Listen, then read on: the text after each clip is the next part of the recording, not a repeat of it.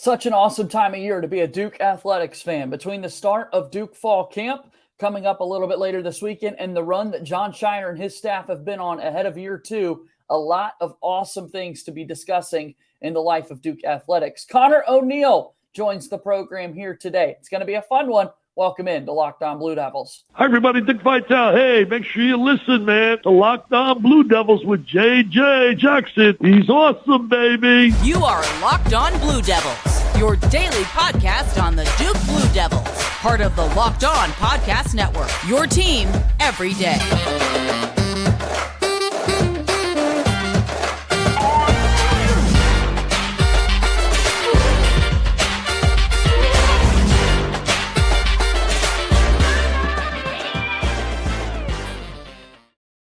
Hello, everybody, and welcome into another episode of the Locked On Blue Devils podcast. My name is JJ Jackson. It's an honor to have you here with us on this Thursday, August 3rd, 2023, as we take a look at everything going on in the life of Duke athletics. It's been fun to get back into the rhythm of 5 shows a week here on the Locked On College Network. We've got our Locked On College Football preview coming to you soon. So tons of content ahead of what's going to be an exciting college football season, and also plenty of storylines to be following with the Duke basketball program. If you haven't done so already, please be sure to follow and subscribe to our podcast for free wherever you get your podcasts. We're out there on all of the major platforms. You can also take a moment, subscribe to our YouTube channel, like the video daily, share it with your friends, follow us on Twitter at LO_Blue Devils. Your support means a lot to us.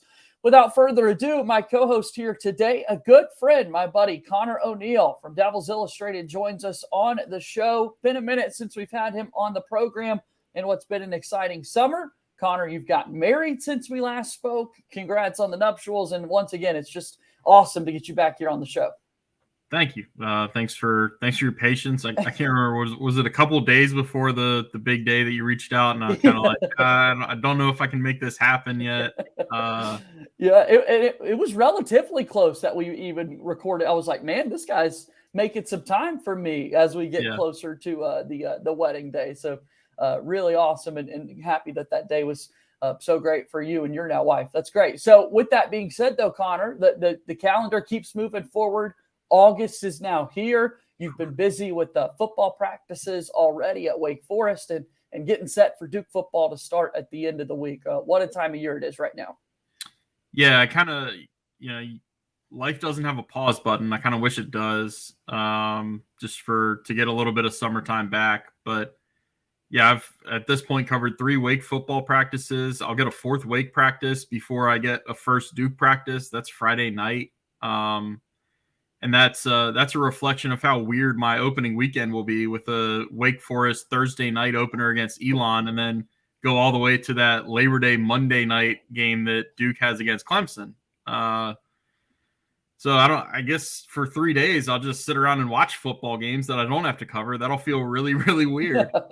Not used to that with the open Saturday. Yeah, just I'm sure it'll be fine once it gets there. Like, that opening weekend is all college football all the time, but man, it's just funky to look at the schedule and see one game 4 days apart or 3 days apart, whatever it is, from the other.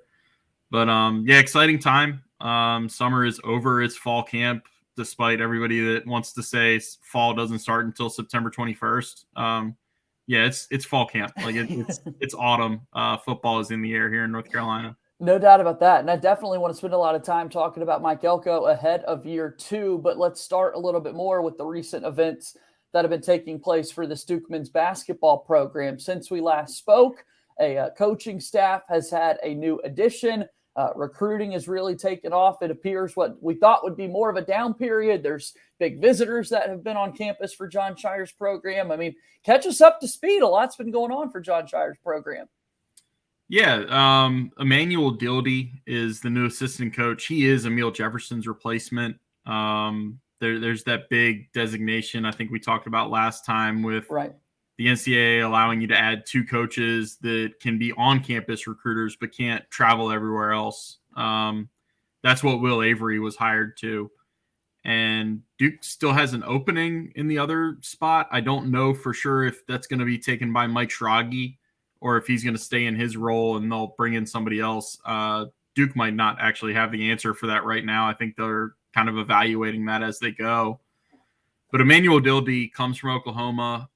Before Oklahoma, he was on Chris Collins' staff at Northwestern. So he's an outside the family hire in terms of he was never a Duke captain like all those other assistant coaches were in the last 2 to 3 decades.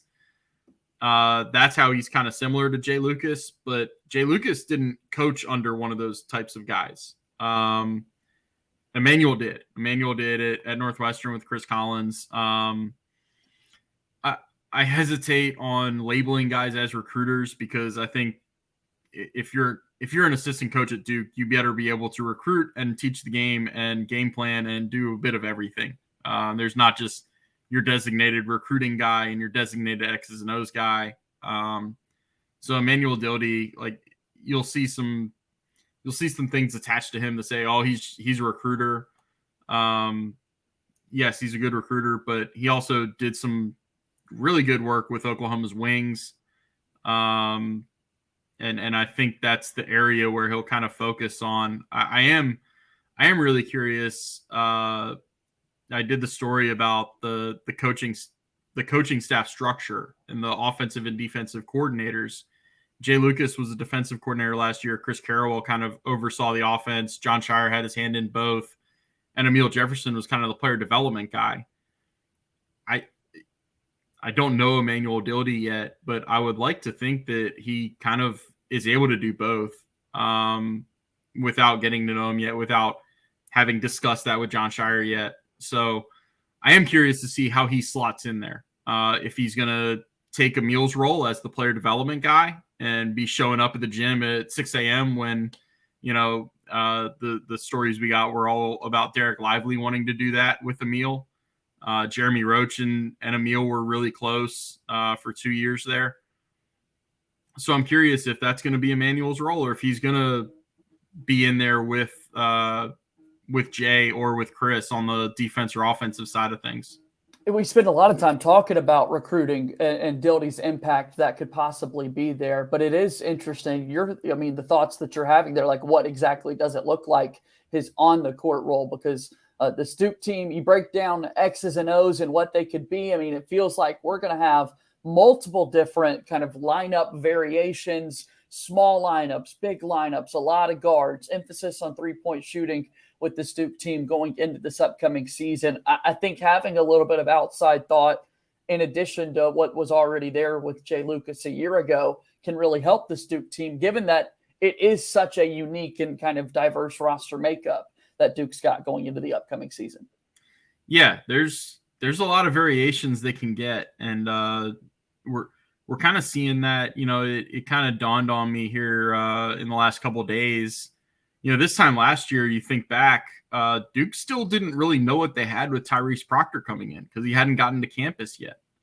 It was, I think, mid-August, maybe on the later side of mid-August that he finally got there and got going in workouts. And we started hearing some really glowing reviews about him. But up to this point a year ago, we did not know what to expect from a early enrollee point guard who had goes without saying he was reclassed.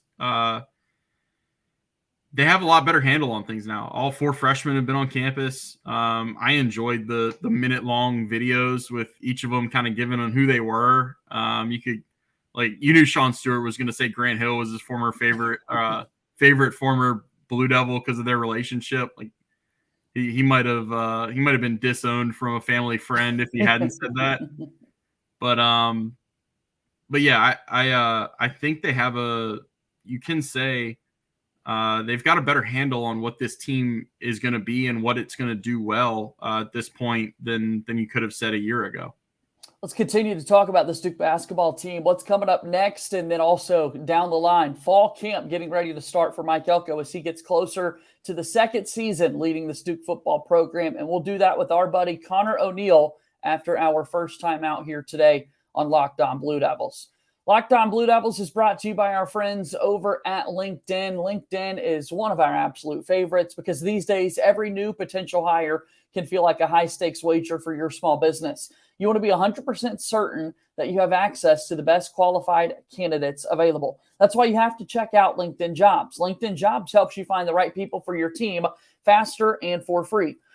Add your job in the purple hashtag hiring frame to your LinkedIn profile to spread the word that you're hiring. Simple tools like screening questions make it easy to focus on candidates with just the right skills and experience so you can quickly prioritize who you would like to interview and hire. It's why small businesses rate LinkedIn Jobs #1 in delivering quality hires versus leading competitors. LinkedIn Jobs helps you find the qualified candidates that you want to talk to faster and for free. Go ahead and post your job for free at linkedin.com/lockedoncollege. That's linkedin.com/lockedoncollege to post your job for free. Terms and conditions apply. As we move forward here on today's episode of Locked On Blue Devils, JJ Jackson alongside my pal Conor O'Neill for the Devils Illustrated. Give us a plug for Devils Illustrated. What do you have going on these days, Conor? We've got some preseason football content as usual. We're going to get some basketball stuff. Mainly the basketball stuff's on the message board these days.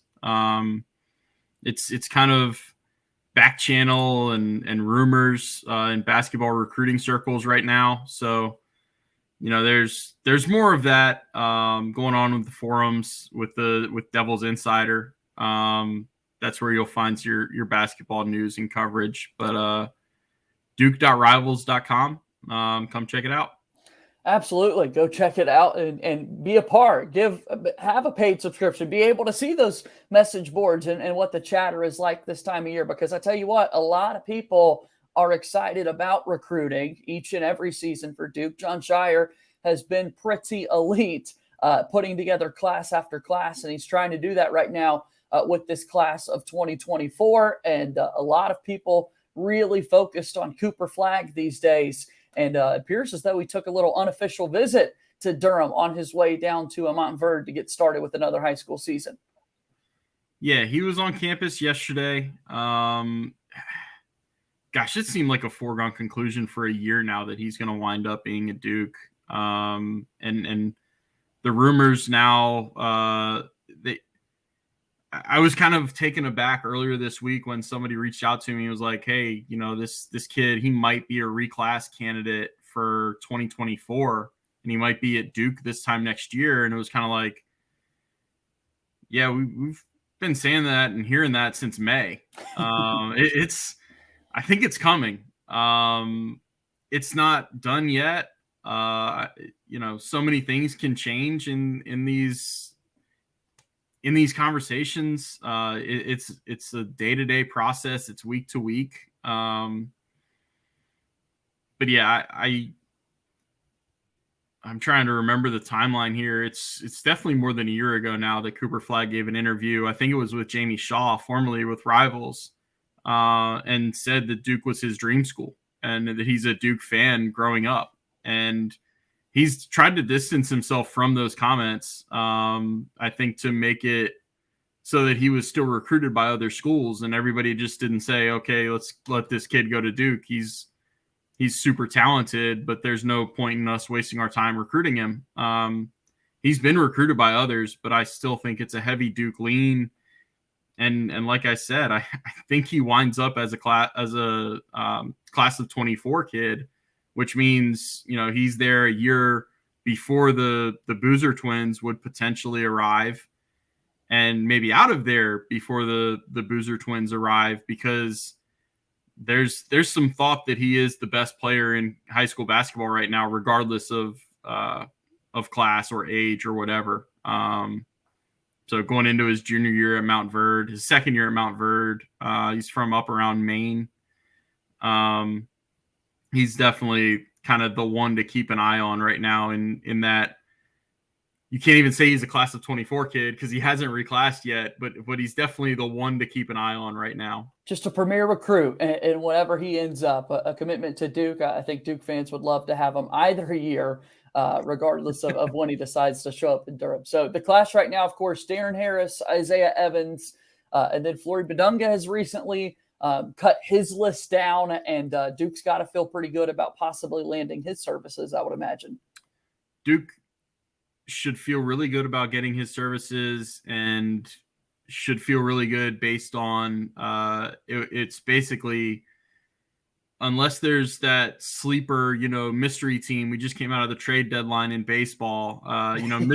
Mystery team A could come out of right field and land him. But last week it was seen as a 2-horse race between Kansas and Duke, and Kansas, I think it was earlier this week, not announced, but there's news that they're going to bring another 4-star big man for a visit at the end of the month or beginning of September, right in that time frame. So you don't think they would do that if they felt good about Flory. And right. So that's where if you're reading tea leaves, you're feeling pretty good about Duke's chances there. Excited to see what can happen there on the recruiting front for Duke basketball. Let me get one more question, hoops related, before we kind of transition to this football team ahead of Mike Elko's second season on the job. Conor, I'm curious, we were all following what happened this past weekend in Chicago, whether or not it was going to be an NIL event for Duke, and it ultimately ended up just being a kind of massive team bonding trip when the NCAA kind of pulled the plug there right at the finish line of this event actually taking place. What in the world happened? What are you hearing? I'm so fascinated by this story and what ultimately transpired this past weekend. Yeah, I've got to plead a little ignorance here, because I was following along with what they were doing in Chicago, and I knew there was a scrimmage that fans were going to be able to attend, and the proceeds were going to mostly go toward players. And as I understand it, that never happened. The NCAA came in and said that would be impermissible benefits. I think I've got to credit Adam Rowe over at Devil's Den with coming up with that one. I would chalk it up right now to not necessarily the big bad NCAA boogeyman. Certainly they're the ones that take blame on a lot of issues, but I think more than anything, it's just the lack of transparency in what NIL rules are. I fail to see the difference in somebody's collective pledging that they're going to give X recruit $80,000 a year to play for their team. But Duke can't put on a scrimmage where fans can pay a certain amount a gate to get in and watch a game. I don't, it doesn't compute. Like those are the same things to me. So I know it's frustrating. Like I'm sure I would be extremely frustrated if I had planned around going to see Duke, like 2 months before anybody else gets to see him. I can't remember when the countdown to craziness is, maybe mid-October. So 2.5 months before.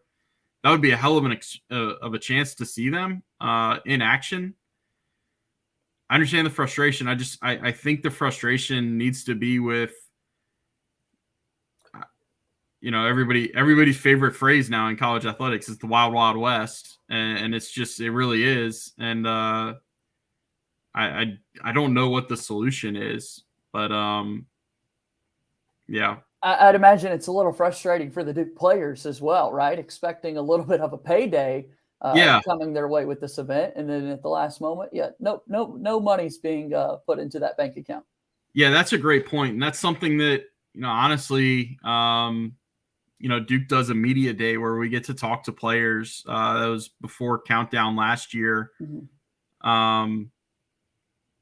It'll kind of be old news at that point, but I am curious to ask them about it because there are bound to be some raw feelings about it probably.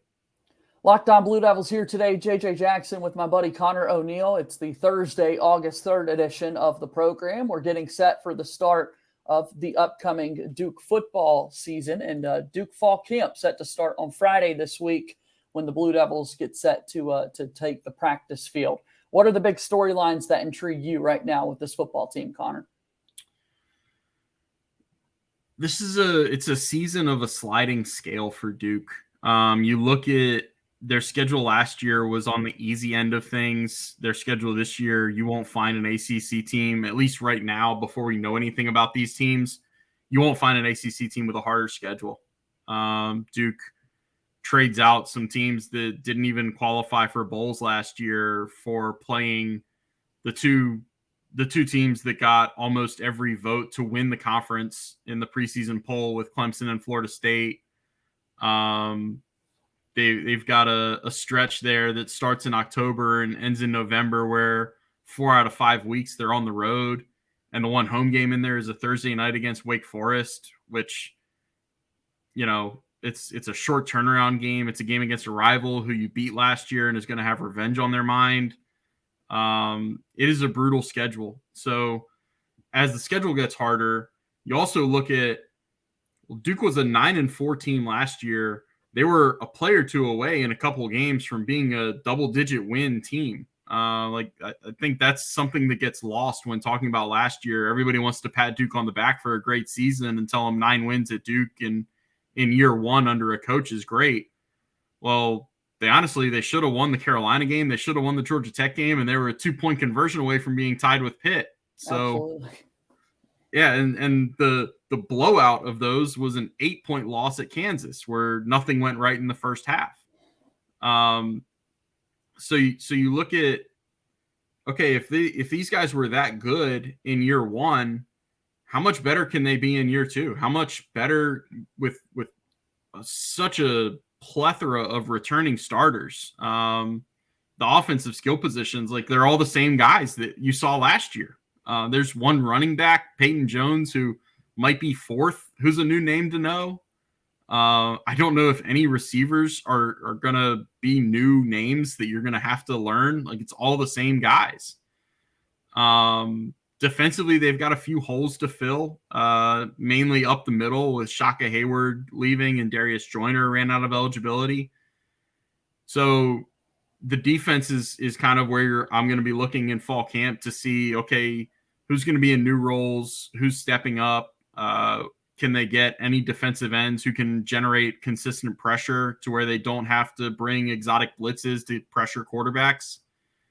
But the sliding scale part of it, like it's a schedule that gets harder. Every Coastal Division team, they're all gonna have some more hurdles to clear because they're not in the Coastal simply. But it's also how much better can this returning core get, and can they handle this harder schedule? Simple question for you here. What impresses you most about Riley Leonard as we sort of look ahead to the second season of him being the full-time starter? Man, his competitiveness. I don't know if anybody really realized on the current staff how much of a competitor he was. And that's what helped him go from, last spring, it was neck and neck with him and Jordan Moore. Right. And when they came back from the summer, around this time last year, is when they saw Riley on the practice field, and out of those summer workouts are all player led. It's all players getting together on their own, no coaches on the field with them, showing them what to do. And it was in that time that Riley really took his game to the next level. And then around this time last year is when when the coaching staff saw it, when we saw it as media, and that, I mean, you've got to be pretty driven and self-motivated to take your game to the next level over the summer when you don't have coaches pushing you every day or every other day in the spring. And that's how he wound up as a guy with 700 rushing yards and nearly 3,000 passing yards and 33 total touchdowns and only 6 interceptions.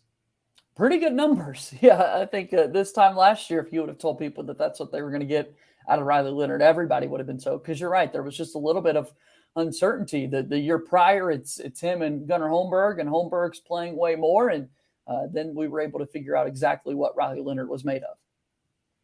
Yeah. You know what he's made of. I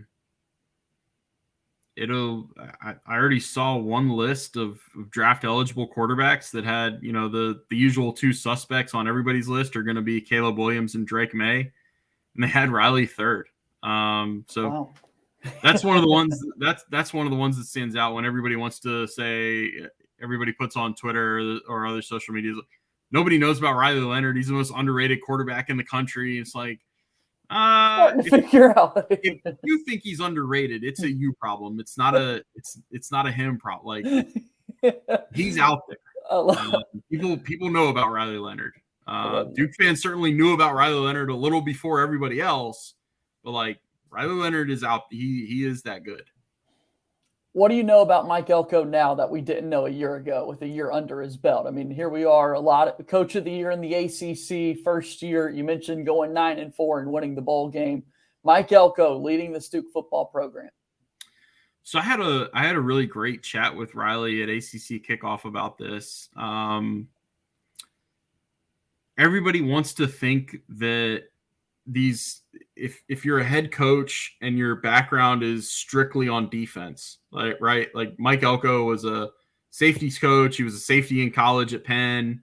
He, I think, coached some linebackers also in early in his career. Then he was defensive coordinator. Defense. Yeah, it's all defense. So I've talked to Mike about this several times. Like, everybody thinks that those guys that are defensive coordinators throughout in their backgrounds, all they want to do is win 17-13 games. Like, they all want to be Pat Narduzzi, and they all want to run the ball 50 times a game and control the clock and let their defense win games in the fourth quarters. And no, that's not who Mike Elko is. Like, Mike Elko is smart enough to realize, hey, it's 2023, and in 2023 to win in college football, you're going to have to score 40 and 50 points in some games. It's just going to, your defense just is not going to have all the answers. The offenses these days, too many of the rules are swayed in their favor.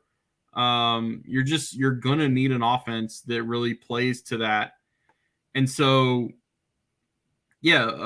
Riley Leonard has a great relationship with Kevin Johns, the offensive coordinator and quarterback coach. He has a great relationship with the offensive staff. One of his mentors in learning football, he talked a lot about taking the mental side of his game to the next level. One of his mentors has been Mike Elko, because he's able to go to Elko, and Elko is not just this, bang his head against the wall defensive guy who doesn't have time for his quarterback.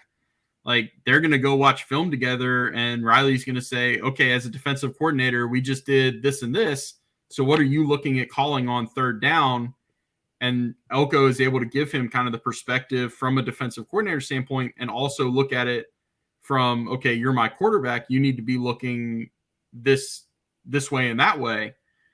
And so that's where it goes into, going all the way back to Mike's introduction. I asked him a question about what he wanted his offense to look like. And he was straightforward then. He said, we need to score points. Like, he has made it very clear he is not that typical. I always go to Pat Narduzzi because that's the example in the ACC, right? He's a Michigan State defensive coordinator, and when they were good, when he was there, it was his defense, and that's why he got a head job at a Power 5 school without having to go the G5 route. That's how you can kind of leapfrog in the coaching circles. And look, I'm not saying Pat Narduzzi did it the wrong way. I'm just saying Mike is different and should not get kind of looped into that defensive coordinator mindset of being a defense first guy. Like, he's able to kind of put his hand in both sides of the ball. He's able to coach some special teams too, but it's really, it's the fact that he's a balanced head coach that I don't think many of us realized at this time last year. Well, we're certainly excited for this upcoming season, certainly fired up for a fall camp to be opening up this weekend, the sights and sounds of it all as we get closer to that Labor Day game against Clemson when Duke starts the 2023 season. Conor, as always, the time is so greatly appreciated. Looking forward to catching up with you here again soon, okay? I appreciate it. Thanks, JJ. That's Conor O'Neill. He's from Devils Illustrated, joining us on the program today, and that's going to do it for our show. Thanks so much for listening. Again, be sure to subscribe to our YouTube channel and on our podcast feed as well. That'll do it for today's show. As always, go Duke. I'll talk to you tomorrow. My name is JJ Jackson. Thank you and good day.